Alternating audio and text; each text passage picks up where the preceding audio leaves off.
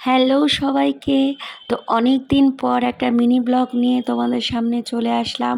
তো আজকে আমরা বেরিয়ে পড়েছিলাম একটা নতুন ডেস্টিনেশনের উদ্দেশ্যে। তা আমরা কোথায় যাচ্ছি বলছি, এই যে বিকাশ আমাদের গাড়ি ড্রাইভ করে নিয়ে যাচ্ছে। তো আমরা যাচ্ছি হলো ইস্ট সিকিম। তো যাওয়ার পথে রাস্তায় ব্রেকফাস্টটা করে নিলাম, করে নিয়ে আবার ডেস্টিনেশনের উদ্দেশ্যে রওনা দেওয়া। তো আমরা এখন চলে যাব হলো শিলিগুড়ি। শিলিগুড়ির থেকে বাসে করে আমরা চলে যাব ইস্ট সিকিমের পেলিংয়ে। তো এই যে পাহাড়ি রাস্তা, এই আঁকাবাঁকা রাস্তা দিয়ে আমরা আমাদের ডেস্টিনেশনের উদ্দেশ্যে রওনা দিলাম।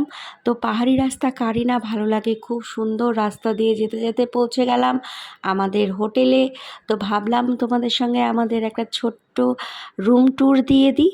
এই যে আমাদের রুমটা খুবই সুন্দর ছিল, তো আমাদের ফ্যামিলির জন্য একদম পারফেক্ট। তো দরজা খুললেই বাইরের ভিউটা জাস্ট অসাম, খুব সুন্দর। ফগি ওয়েদারের জন্য আমরা কাঞ্চনজঙ্ঘা দেখতে পারিনি। নর্মাল টাইমে এই বেলকনি থেকেই কাঞ্চনজঙ্ঘা দেখা যায়।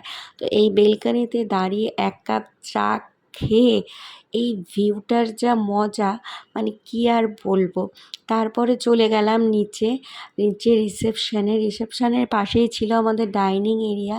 তো ডাইনিং এরিয়াটাও খুব সুন্দর, একটু ঘুরে দেখলাম। তো রিসেপশনে আমাদের ডকুমেন্টসের কাজ ছিল, তো বিকাশ এই ডকুমেন্টসের কাজগুলো সেরে নিল, ততক্ষণে আমি একটা ভিডিও করে নিলাম। এটা ছিল আমাদের হোটেলের রিসেপশন। তো ডকুমেন্টসের কাজ করে বাইরে বেরিয়ে পড়লাম আশেপাশে ঘুরে দেখার জন্য। তো প্রায় সন্ধ্যা লেগেই আসছিল। তো পাহাড়ের সন্ধ্যা তাড়াতাড়ি লাগে। তো পেয়ে গেছিলো অনেক খিদে। তো ভাবলাম যে কিছু একটা স্ন্যাক্স খেয়ে নেওয়া যাক। তো পাহাড়ে একটা ছোট ক্যাফেতে আমাদের স্ন্যাক্সটা খেয়ে নিলাম। তো এখানেই শেষ করছি আজকের এই মিনি ব্লগটা। পরবর্তী ব্লগে দেখবো যে কোথায় গেলাম। তো থ্যাংক ইউ, বাই বাই।